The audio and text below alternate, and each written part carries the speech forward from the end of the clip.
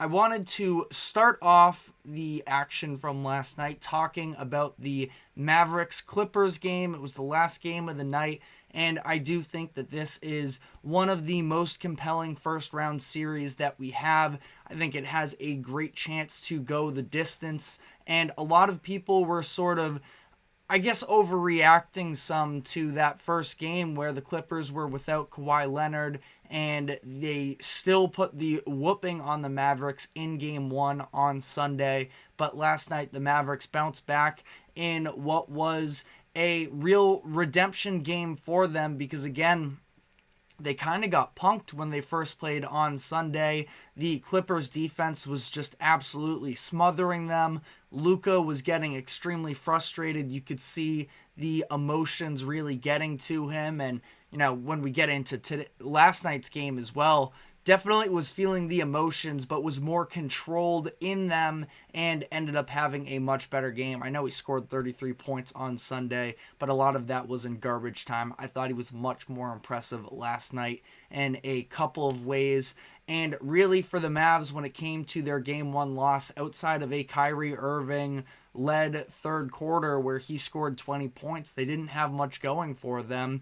And now fast forward to this game last night on Tuesday, the Clippers defense was still very much smothering and they didn't make anything easy. The Clips racked up 9 steals in the game, turned the Mavericks over 13 times, held the Mavericks to just 96 points, but despite that, the Mavericks were able to respond. It was clear from all of the mic'd up moments with Mavericks head coach Jason Kidd that they wanted to play a more physical game and step up to the challenge in the postseason, and they absolutely did so. This was a very physical game on both sides, which is why going into the fourth quarter it was just a 66-65 ball game.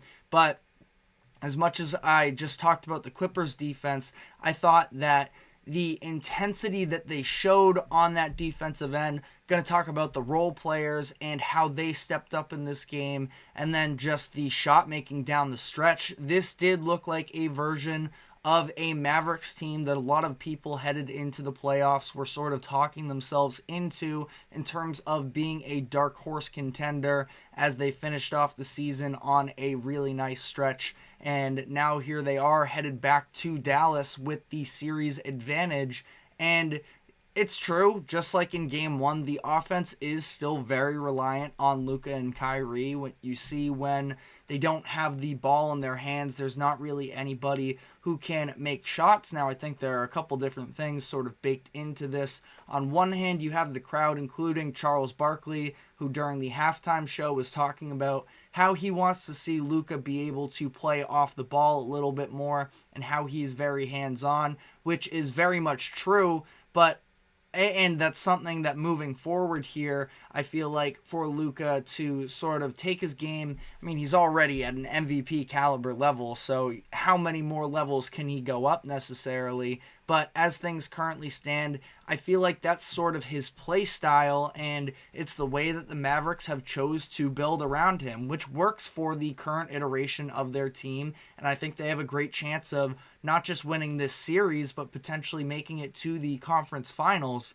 But, as for right now, though, it is true that it is very centered around Luka and Kyrie from an offensive perspective. And, again, with this late game execution, we saw, especially last year, obviously Luka and Kyrie didn't get a ton of run together, but in the instances we did see them, it was still very new. It was very clear. There were even some instances where they were trying to get each other looks too much that neither of them really stepped forward as the aggressor. But now, a year and a half later, we've seen that they are so good at playing off of one another, and the late game execution is at a much higher level.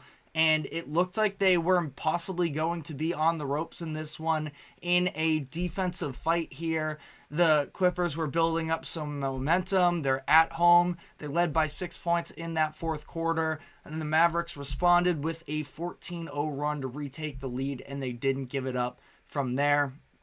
what was really interesting to see for me in that final stretch of the game was the fact that Jason Kidd decided to roll with Maxi Kleber as their big man down this final stretch, because Kleber really struggled in game one. He couldn't find his perimeter shot, and the Clippers knew that. They were playing so heavily off him to double team Luka and Kyrie.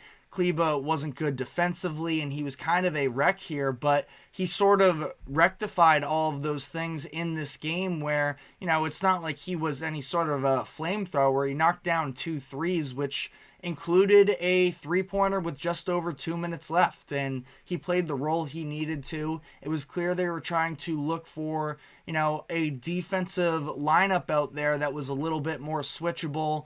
In terms of their big men, you had Daniel Gafford, who was dealing with an injury. He was limited in this game. Derek Lively provided some good minutes, but still just a rookie as far as, that veteran understanding of how to play out on the perimeter and not give up too much. Kleber was just the better option for the Mavericks in this instance, and I do think that the Mavericks are interesting because of the fact that, no, they don't necessarily have a superstar center anywhere on the roster, but they have 3 very viable options for different types of looks and matchups that stand out for them. But Kleber was on the court, and he was not the one that the Clippers were trying to pick on late in the game. The Clippers were trying to get Luka Doncic on the opposing ball handlers, and I thought that Luka did a really good job of holding up on the defensive side of the ball, especially considering the fact that he's asked to do so much offensively as well.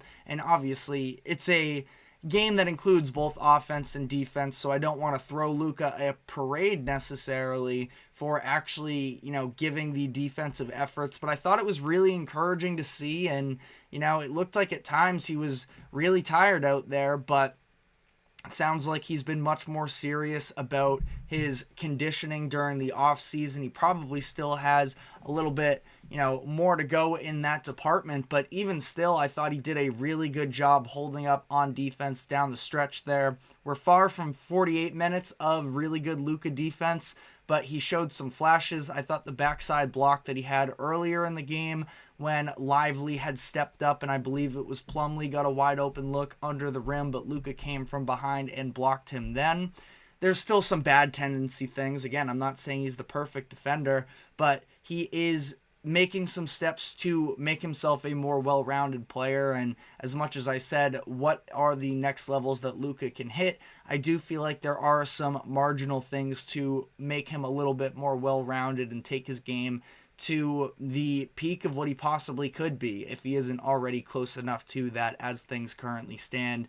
But as much as Luka and Kyrie are the initiators for this Mavericks team, I did think that the rest of the role players sort of showed up for them. They played a little bit more Josh Green in this game. I like the energy that he provides off the bench for them, specifically on the defensive side. PJ Washington, I thought that he had a great game, especially down the stretch. He had some big buckets, including a couple corner threes that went to go. I feel like Washington is one of these players, and I don't know what statistic to necessarily look for, but it feels like Washington is always getting the ball with the shot clock winding down, and he's sort of being forced into these grenades. And his percentages aren't necessarily the best in the world, but I think he definitely holds his own. Plus, the level of defense that he has provided just with the length, with the hustle, I do feel like has been a positive for them. Kleber, I already talked about, and the role that he played down the stretch there. Derek Jones Jr. also providing some solid defense as well. And the Mavericks were just able to hold off the Clippers thanks to some of the creation from Luka and Kyrie, who both got some big-time buckets in this one. And like I mentioned, the Mavericks were dealing with some injuries. Daniel Gafford dealing with a lower back injury earlier in the game. He only ends up playing 9 minutes in this game. He does return, but again, was just much more ineffective. And Tim Hardaway Jr., he exits the game in the second quarter with a sprained ankle, and he did not return. So I thought that this was a really gutsy performance, a nice statement comeback game for the Mavericks, and now they head into their games at Dallas with the series advantage. And On the other end of this game, I thought the Clippers offense looked really clunky, and the fact that it was so close while they did means that I am not ready to fully write off the Clippers by any means. I think that this is going to be one of, if not the best first round series, but the Clippers decided to bring back Kawhi Leonard last night, who was listed as questionable headed into the game, had missed 9 straight with right knee inflammation, and it seemed like he had missed a lot of time in this one, specifically in the first half. He just looked really uncomfortable, specifically on the offensive end to me. He was sort of standing around a bunch, not necessarily being an aggressor, not attacking himself. He was decent on defense. He racked up 3 steals in that first half, so not that he was a liability by any means, but it just was clear. It was clear that he was still trying to get his groove back a little bit. I thought he looked more comfortable in the second half, specifically in that third quarter, where he was being more aggressive and getting into the paint. He had a big shot in the fourth as well, as the Clippers were trying to stage the comeback in the closing minutes there. There were some debates about whether or not the Clippers should be looking to bring back Kawhi in this one. I think that this was the right decision. Obviously, you end up losing the game, and that doesn't feel great. But I think that they are going to need Kawhi Leonard in order to win this series. The Mavericks have the star power. Kawhi Leonard can be the big-time difference maker. He's been the difference maker a handful of years ago now, but when the Clippers were facing off against a young Luka Doncic and those Mavericks teams from a handful of years ago, where in back-to-back playoffs the Clippers sent the Mavericks home. And I'm not panicking that the Clippers lost in this game. I understand them trying to bring him back at home, not in a hostile environment, sort of leave LA with that home court advantage still, and it is what it is. They end up dropping this game, but I'm not ready to write them off by any means. Like I said, some of the role players just did not have the same impact in this game too than they did over the weekend. Zubac's stat line was still solid in this one, 13 points, 12 rebounds, but he was struggling with his efficiency throughout the game. He didn't seem like he had the same impact on the interior, and I know that his points weren't that much dramatically higher in game one, but still, it just didn't feel like he had that same sort of energy and impact in this one. Terrence Mann was really big for them in game one in the absence of Kawhi Leonard. He saw his minutes dip from 39 to 21 in this game. And he wasn't particularly effective necessarily in this game anyways, but something at least to note, obviously, tied into the fact that Kawhi's playing time sort of dipped into his playing time, and you're going to prioritize Kawhi Leonard.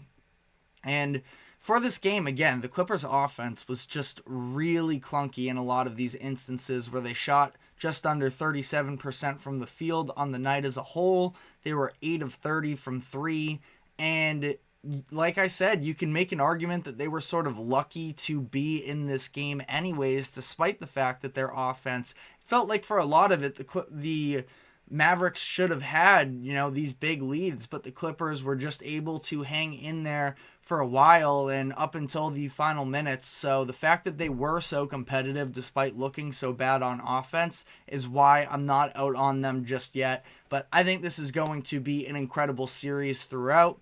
According to DraftKings Sportsbook, the Mavericks have retaken the series odds. They came into this series favored in terms of the series as a whole. After game one, losing in the way that they did, the Clippers became favored, but it is now shifted back in favor of the Mavericks, where they are minus 135. So we have the next game on Friday. This is definitely one of the premier series of the first round, and I'm going to stick with my original pick in the Mavericks. Just out of, I guess, a pride argument. But I do feel like they're going to go back to Dallas. And the big thing I am going to look at is the injuries. There was even a weird instance where it seemed like Luka, off of a jump shot, was sort of dealing with something in his lower leg. But Tim Hardaway Jr., we're not sure what the status is on him going forward. I know that he wasn't a massive part of their team down the stretch of the season, but he is one of those types of players that it feels like in a home playoff game, he has some experience, and he could be somebody who gets hot from three, scores a random 20 points or so. But again, I'm going to roll with the Mavericks as we move on here, but I think this series is going to be potentially a 7-gamer, which is good because I don't know how many of those types of series we're really going to get from this first round, the way that things have started off here. But on that note, we are going to be taking our first break of the show. When we come back, I want to dive into the Phoenix Suns a little bit and their loss to the Minnesota Timberwolves. So stick with us and we will be right back.